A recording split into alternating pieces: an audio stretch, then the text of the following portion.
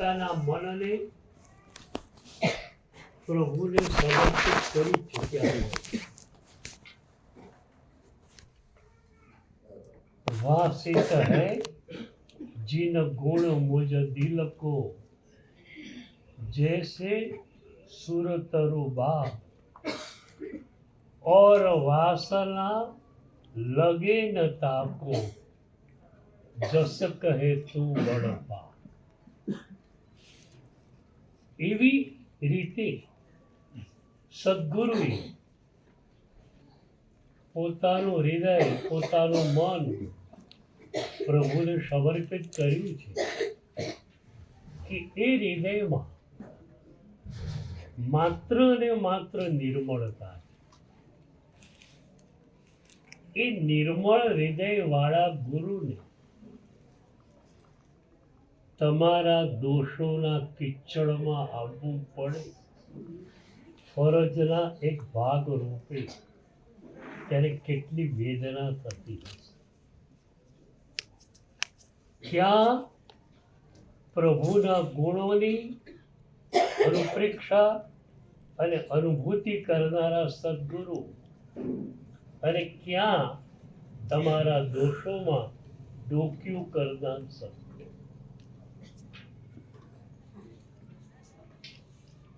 એક મ્યુનિસિપલ કર્મચારી છે,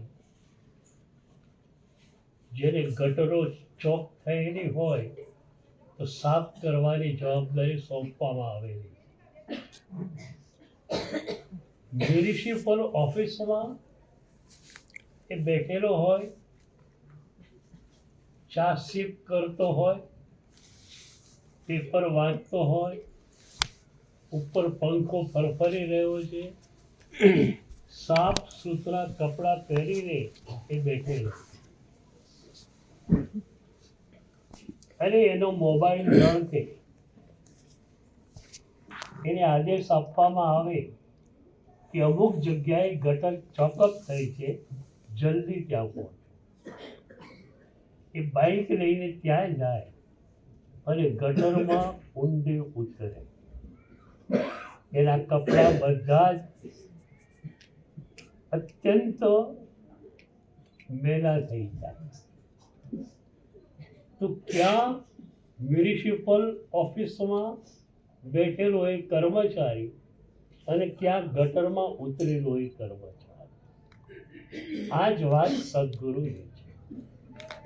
એક ફરજના ભાગ રૂપે તમારા દોષોમાં અમારે ડોક્યું કરવું પડે, તમારા દોષોના કિચડમાં અમારે આવવું પડે। પણ એ વખતે સદગુરુને કેટલી પીડા થતી હશે। એ સદગુરુની પીડાનો તમને ખ્યાલ આવે તો તમે દોષ મુક્ત બની છો। તમારા માટે નહીં, અમારા માટે।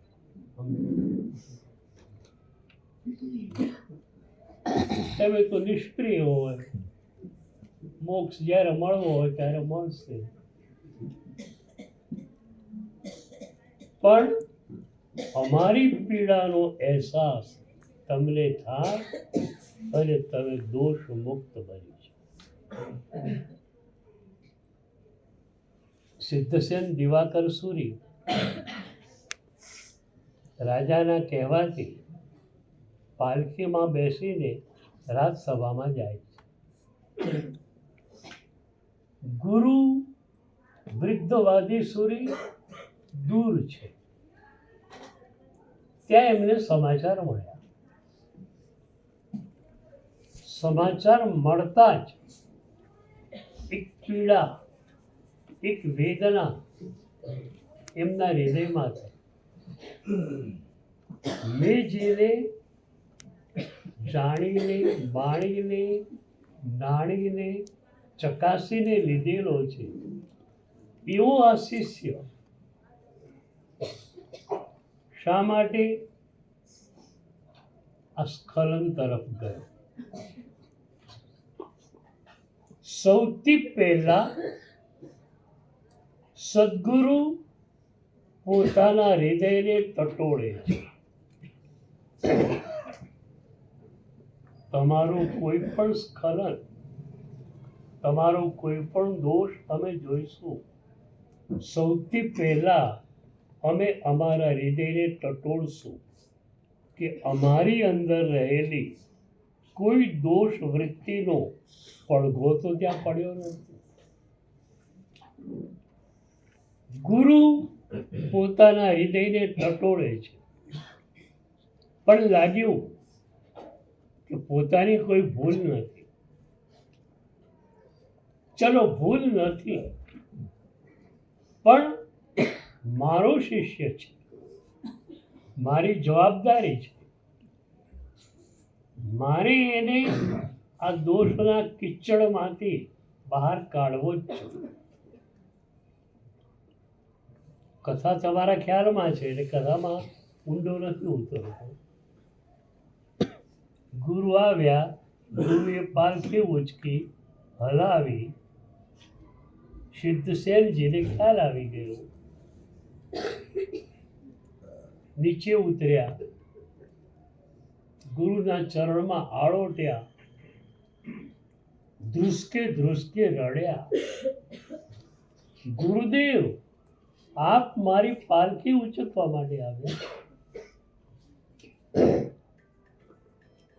અને ત્યારે ગુરુની એક લાક્ષણિક ઢબ બહાર આવે છે. ગુરુ શું કરે? પહેલા તમને પૂચકારે, નજીક લાવે. તમે નજીક આવો તો જ ધોળ મરાય.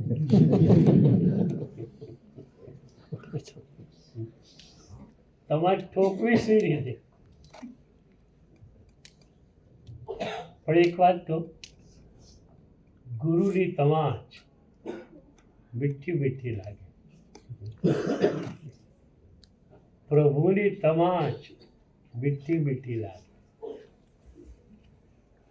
મેં પ્રભુના પ્રેમને પણ અનુભવ્યો છે અને પ્રભુની તમાચ બી ખાધી છે. પણ તમાચ પણ બહુ મીઠી હોય છે, કારણ કે એની હોય મધુરાધિપતિ રખિલમ મધુરા. માધુર્યના અધિપતિ પરમાત્મા, એનું બધું જ મધુર હોય, બધું જ મજાનું હોય.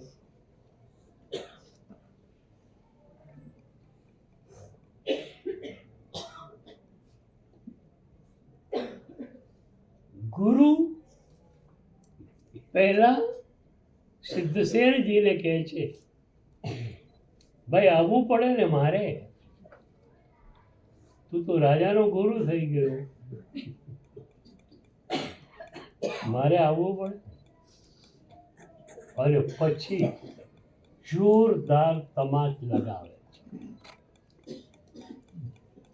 આપણી દેશીય ગુજરાતી ભાષામાં એક જ વાક્ય કહ્યું છે, વધારે કહેવાની જરૂર પડી રહી.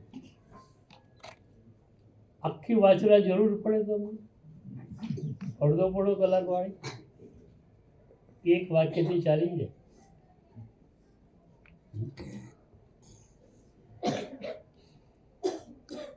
બે ચાર ચિઠ્ઠીઓ આવી સમર્પણ માટે કે સાહેબ આપણી વેદનાથી અમે હલી ગયા છીએ,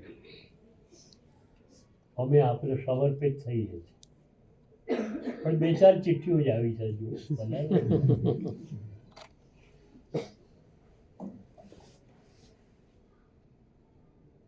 દેશીય ગુજરાતી ભાષામાં એક વાક્ય ગુરુએ કહ્યું, હિંડઈ કાંઈ વણાવું વણું. ત્યારે એક જંગલમાંથી બહાર કાઢ્યો, સંસારના જંગલમાંથી. તારે પ્રશંસાના જંગલમાં જવું છે, પ્રશંસાના કિચડમાં જવું છે. તારે રાજા તારી પ્રશંસા કરે તે તારે તારા અહંકારને ઉદ્યુક્ત કરવો છે. અહીં દીક્ષામાં તો આવ્યો છે અહંકારને ઉત્તેજિત કરવા કે અહંકારને નામશેષ કરવા.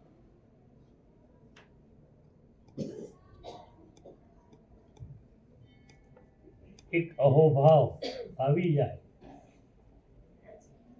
અહંકારના લયનું હું ધીરે ધીરે ડિલીટ થઈ જાય. આપણી પરંપરાએ અહંકારને ડિલીટ કરવા માટે એક સરસ મજાનો પ્રયોગ આપ્યો. હુંના 3 પ્રકાર. એક અહંકારના લયનો હું, બીજો અહોભાવના લયનો હું, અને ત્રીજો આનંદ ઘન લયનો હું. તો અહોભાવના લયના હુંનો તમને પરિચય ગણો. મેં પ્રભુનો અભિષેક કર્યો, આનંદ આનંદ આવી ગયો. ત્યાં મેં શબ્દ છે, હું છે, પણ અહોભાવના લયમાં રંગાય. હું પ્રભુમાં ડૂબી જવો જોઈએ. ભક્તના વ્યાકરણમાં ત્રીજો પુરુષ એક વચનમાં તે છે. તે એટલે પરમાત્મા, બીજું કઈ નહીં. અને પહેલા પુરુષ એક વચનમાં હું છે. હું તેમાં ડૂબી જાય એ વ્યાકરણ પૂરું.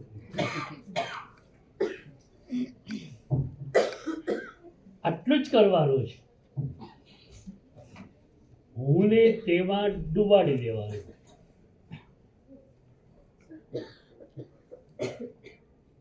કાલ સાંજે જ વાત નીકળેલી સંગોષ્ઠીમાં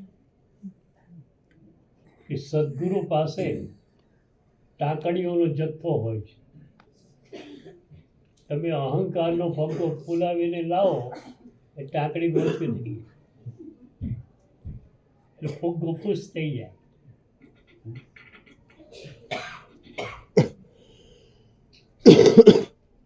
સદગુરુ પાસે આવો, તમે ઝૂકો છો.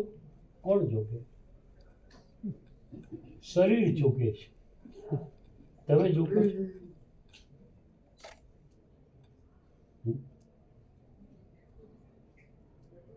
ઈચ્છામી શ્વાસમણો કરો, મસ્તક ઝૂકે, શરીર ઝૂકે.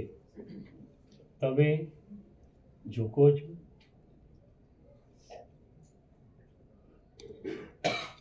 તો અહોભાવના લયનો હું એકવાર મળી ગયો તો પછી આનંદઘન લયના હોમાં જવું એ બહુ મોટી વસ્તુ નથી. એક વંદન કરો અને આંખમાંથી આંસુ નીકળે. સાદું વંદન, વાર્તા વંદન નહીં, સાદું કરો વંદન. આંખોમાંથી આંસુ વહે છે. સદગુરુ મને મળ્યા અને સદગુરુ મળ્યા, હું એમના ચરણોમાં સમર્પિત થયો. હવે મારે કંઈ કરવાનું નથી. જે પણ કરવાનું છે સદગુરુએ કરવાનું છે. એક સમર્પણ તમારી પાસે છે. પછી you have not to do anything absolutely. તમારે કશું જ કરવાનું નથી. બધું જ સદગુરુ કરી આપશે. ઉપદાનમાં તમે આવ્યા. જે નમસ્કાર મહામંત્ર તમને નાનપણથી મળેલો છે એને આપતા ગુરુએ 18 દિવસ લીધા. કેમ લીધા? તમને તૈયાર કરવા માટે. તમે ઝૂકી જાઓ એટલા. નમો નમો. આપણા યુગના સાધના મનીષી ગુરુદેવ ઉપન્યાસ ભદ્રંકર વિજય મહારાજ સાહેબ કહેતા કે નમસ્કાર મહામંત્રમાં પરિહંતાણમ સિદ્ધાણમ પાછળ છે, નમો આગળ. નમો, તમારું ઝૂકવું ઘટિત થવું છે. તમે કોની ઝૂકો છો એ 2 નંબરની વાત છે. પહેલા ઝૂકો, ઝૂકી જાઓ. તો ઝૂક્યા એટલે અહોભાવનું સ્તર મળ્યું. અહોભાવનું સ્તર મળ્યું એટલે અહંકારના લયનો હું ગયો. તો આપણી પરંપરાએ આપણે કેટલું મજાનું આપ્યું છે.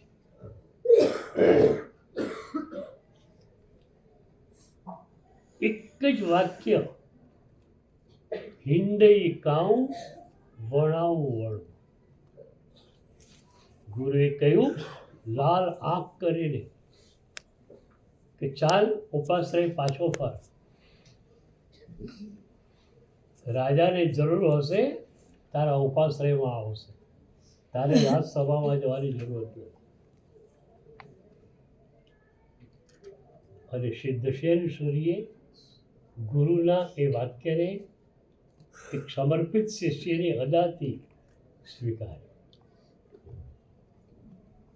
તો ગુરુની વેદના સિદ્ધસેનજીને સ્પર્શી. તમને બધાને સદગુરુની વેદના સ્પર્શી છે. અને જો વેદના નહીં સ્પર્શી હોય તો સદગુરુનો પ્રેમ તો ક્યાંથી સ્પર્શશે? વેદના તો પહેલા સ્પર્શી જાય. જો વેદના જ ન સ્પર્શે તો પ્રેમ ક્યાંથી સ્પર્શે? સદગુરુ પોતાનો પ્રેમ આપે છે ત્યારે એમાં સુરક્ષા ચક્ર ભરેલું હોય.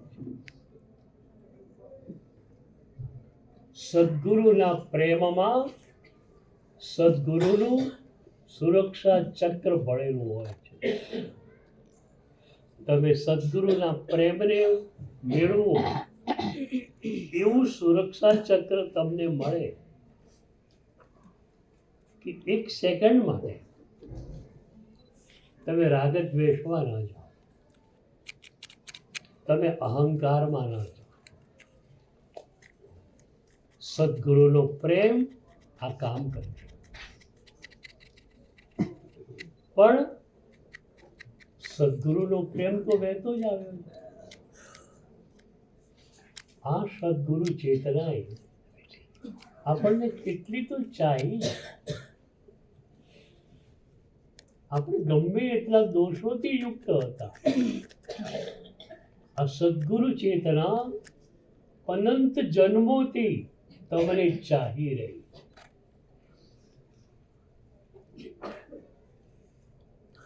કારણ પરમાત્માની આજ્ઞા. અમારે લોકોએ અમારી ઈચ્છાથી કશું જ કરવાનું નથી. અમારે તો માત્ર પ્રભુની આજ્ઞા હોય એ પ્રમાણે જ કરવાનું હોય. તો પ્રભુની આજ્ઞા છે કે તું બધા જીવો પર સ્નેહ વર્ષ. સર્વ જીવ સ્નેહ પરિણામ સાધુત્વ. એક મુનિ પાસે, એક સાધ્વી પાસે સર્વ આત્માઓ પ્રત્યેનો પ્રેમ હોય તો ગુરુ ચેતના પાસે તો કેટલો પ્રેમ હોય. એક ગુરુ ચેતના અનંત જન્મોથી તમને ચાહી રહી, પણ તમારી ચાહત પર તરફ છે. તમારી ચાહત જો ગુરુ તરફે આવી જાય તો મારો અને તમારો મોક્ષ વહેલો થઈ ગયો.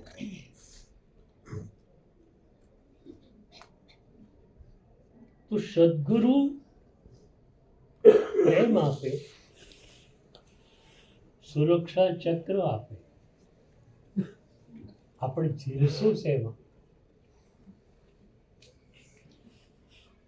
વરસાદનું પાણી તો પડે તપેલું હોય તો તપેલામાં જ હલાય, પીપ હોય તો પીપ પર ચલાય, નહીં તો રોડ પર વહીને જતું રહે. એમ સદગુરુના પ્રેમને તમે કયા પાત્રમાં જીવશો, એ છે સમર્પણનું પાત્ર.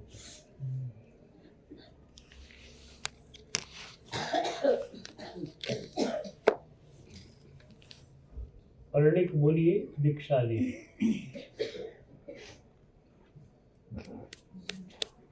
સંયમી મુનિરાજ છે, સ્વાધ્યાય તપ જોગમાં ડૂબેલા છે.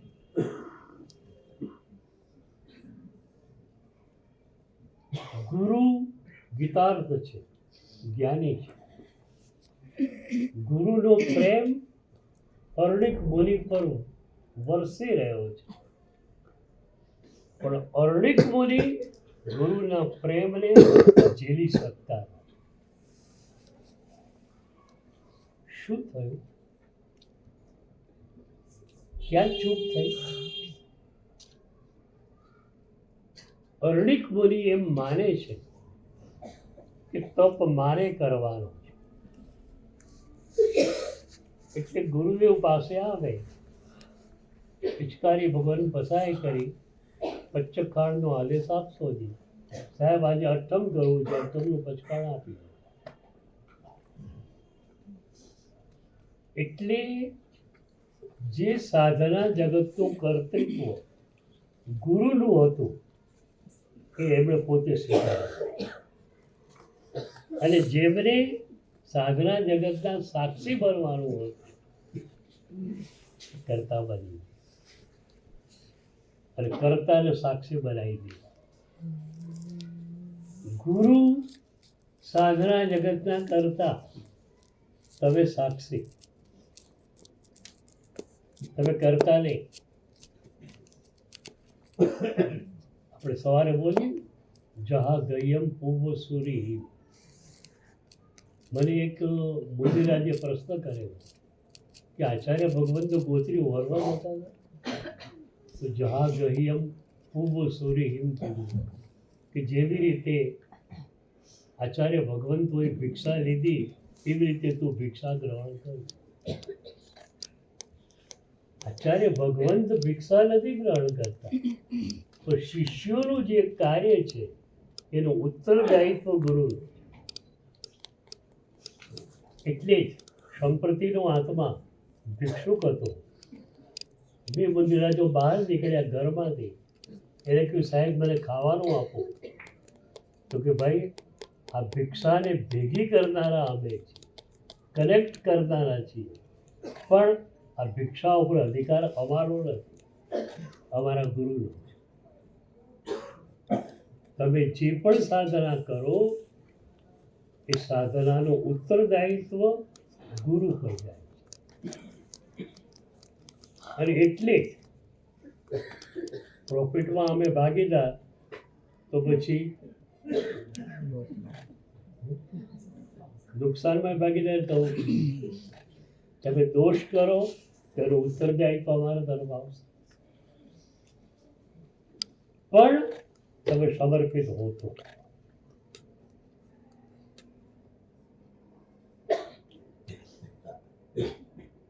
તમે સમર્પિત છો, તમારા દોષોનો જવાબદાર અમે છીએ, કારણ કે તમે અમારું કયું કરો છો, અમારું કયું જ બધું કરો છો, અને ક્યાંક ઠેસ લાગી ગઈ એને પડી ગયા તો અમે ઊભા કરશું, પણ તમારી ઈચ્છા મુજબ તમે ચાલો છો તો ત્યાં અમે જવાબદાર નથી.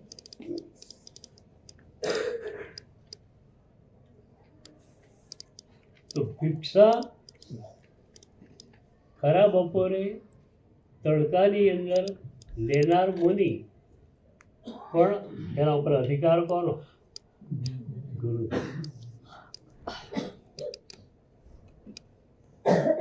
તો સાધના જગતમાં સદગુરુ કરતા છે, તમે સાક્ષી છો.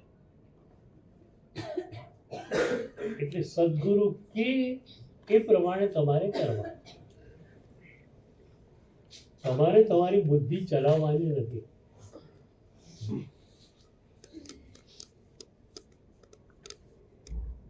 જૈન આશ્રમોમાં તકતી લગાવે છે બહાર, નો માઇન્ડ ટ્રિક્સ. તમારી બુદ્ધિને લઈને અંદર આવતા નહીં.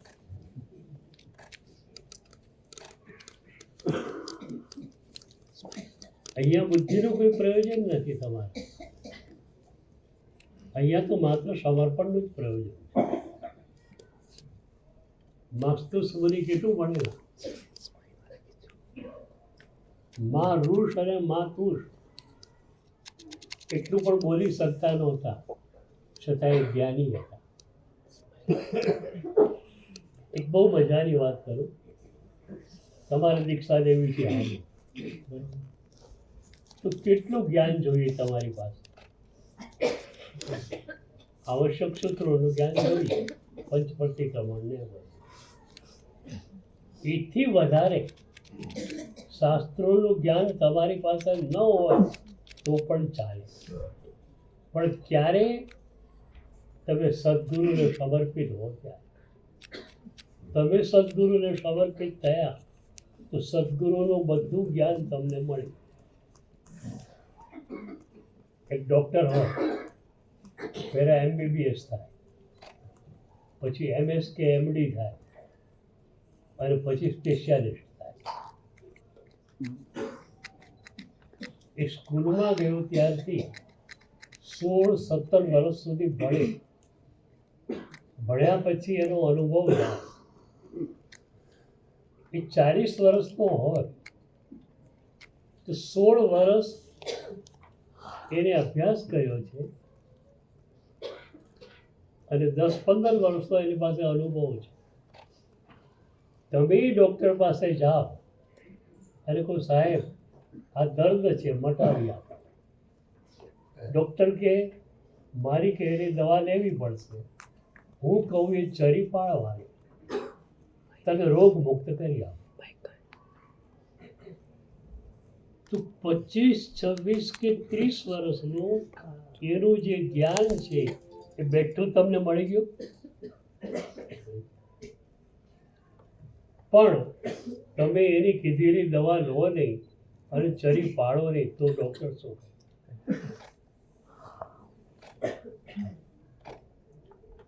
અમે પણ તૈયાર. તમારો જે પણ દોષ હોય કહી દો, અમે જોઈ લઈશું. દોષ મુક્ત તમને બનાવી દઈશું. અમારો શાસ્ત્રાભ્યાસ બધું જ તમને મળી જશે. તમે એક પણ શાસ્ત્ર ભણેલા નથી, પણ સમર્પિત છો તો તમે જ્ઞાની છો. અને 100 ગ્રંથો વાંચ્યા છે, તમે સમર્પિત નથી, તમે અજ્ઞાની છો.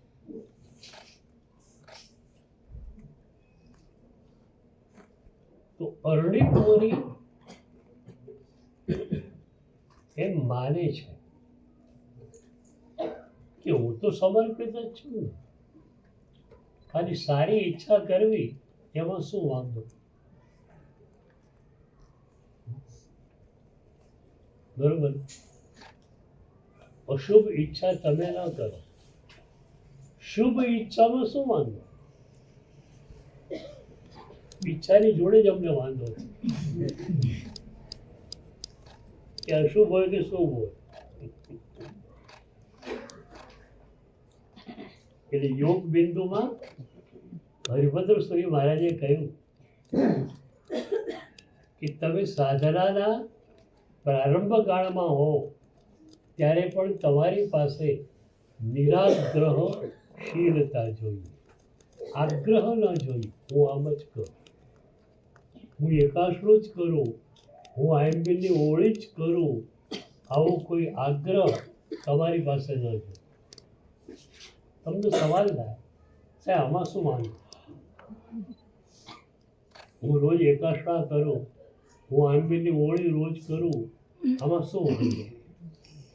વાંધો એ કે તમે જે જકારપૂર્વક કહો છો ને હું આમ જ કરું, એમાં શુભ ઈચ્છાની પાછળ તમારો અહંકાર, અને અમારે અહંકારને કાઢવો. એટલે હું વારંવાર કહું છું કે તમારી શુભ ઈચ્છા હોય ગુરુના ચરણમાં મૂકો, ગુરુના માથે નહીં મૂકો.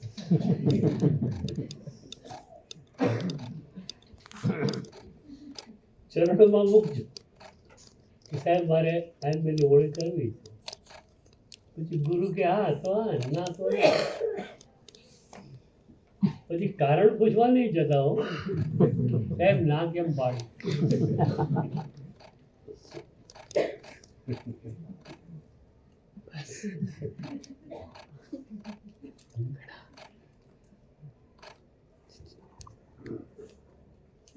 Guru is the supreme boss. ગુરુ શું કરો ગુરુ જાણે. ડૉક્ટરને પૂછવા જાઓ, ડૉક્ટર કહે નહીં ખાવાનું. સાહેબ કેમ નહીં ખાવાનું? ત્યાં તહક્કી કરનારા તમે, ડૉક્ટરની આજ્ઞા તહક્કી કરનારા તમે, ગુરુની આજ્ઞા આવે ત્યારે સાહેબ આપની આજ્ઞા તો બરોબર પણ આમાં પણ ક્યાંથી પણ આવ્યું અને લોચો માર્યા.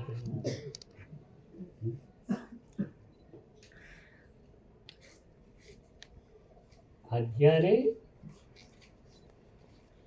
બુદ્ધિની ચાદર ઉપર ઝીલવાની નથી, સમર્પણની ચાદર ઉપર ઝીલવાની.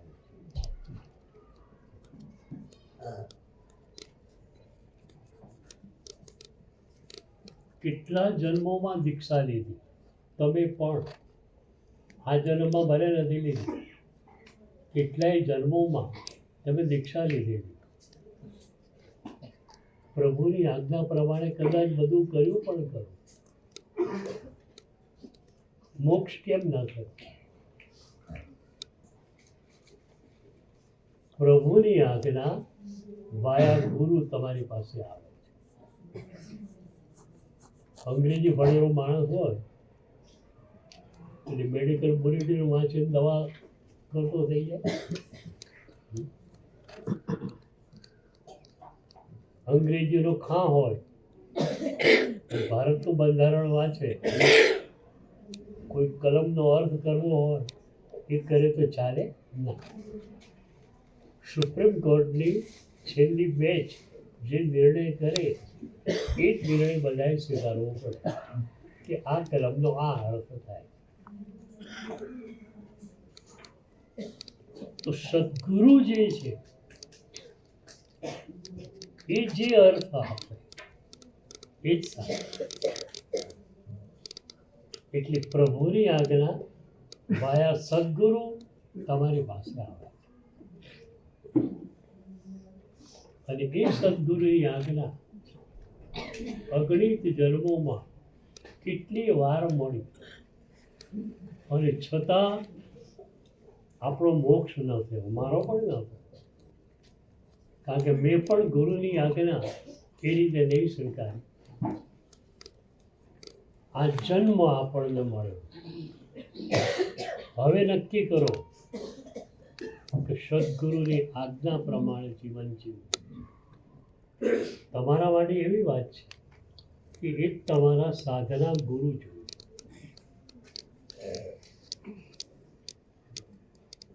એ સાધના ગુરુને તમે બધી જ વાત કરો અને પછી એ ગુરુ તમને સાધના આપે કે તારે આ સાધનામાં જવાનું. એવા ગુરુ હોય જે તમને લાકડી પણ ઠોકી શકે એવા. કોઈ ફેક્ટરી ખોલવાની હોય અને એમાં ભાગીદાર બનવા માટે તમને આમંત્રણ મળે, તમે સૌથી પહેલાં શું કરો? ગુરુ પાસે જાઓ કે સાહેબ આ ફેક્ટરીમાં આ રીતે ભાગીદાર બનવાની વાત છે, શું કરું? ત્યારે ગુરુ લાલ આંખ કરીને કહે છે કેમ? પેટ નથી ભરાતું તારું, તારો ધંધો ચાલે છે, તારી મૂડી કેટલી એ તે મને કહેલું છે. હવે ફેક્ટરી શા માટે? દરવાજાનો ધંધો નથી કરવાનો, આવા ગુરુ રાખ્યા છે કોઈ?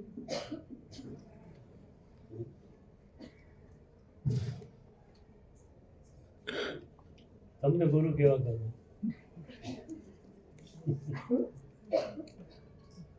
પંપાળે એવા ઘૂંઘળું જ છે, પંપાડવાનું છે, ઓપરેશન કરવું જ પડે.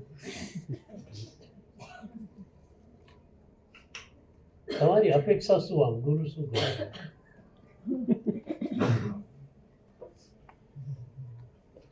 ગુરુએ શું કરવું જોઈએ?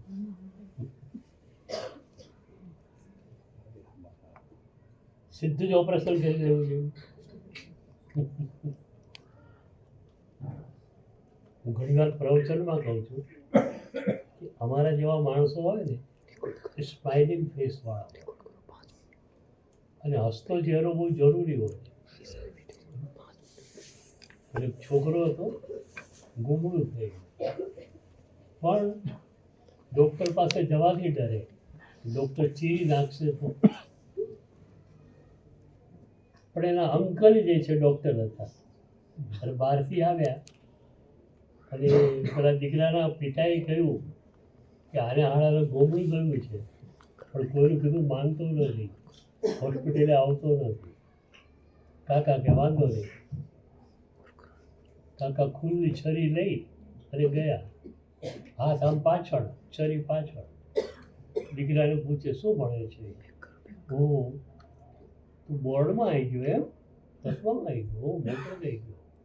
બોર્ડમાં તે નંબર લાવવાનો ને તારે એમ વાતો. સીધું ચોખ્ખું આમ લગાવી દીધું, ગુંગળું થઈ ગયું. અમે પણ સ્પાયરિંગ ફેસવાળા એટલે જ છીએ.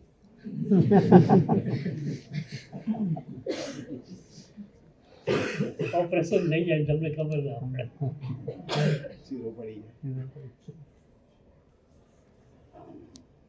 તો સદગુરુ વેદના દ્વારા અને પ્રેમ દ્વારા તમને દોષ મુક્ત કરે. પરણિત મુનિવરની વાત બહુ જ ઊંડાણમાં જાય છે. એટલું બધું ઊંડાણ છે એનું કે આપણને પોતાને આપણે ક્યાં ચૂક થાય છે એનો ખ્યાલ આવશે. એટલે એ વાત આપણે આવતીકાલે જોઈશું. આવતીકાલે સવારે 9:30 વાગે. હોમવર્ક કરો છો ને પાછા? હોમવર્ક કરી નાખો.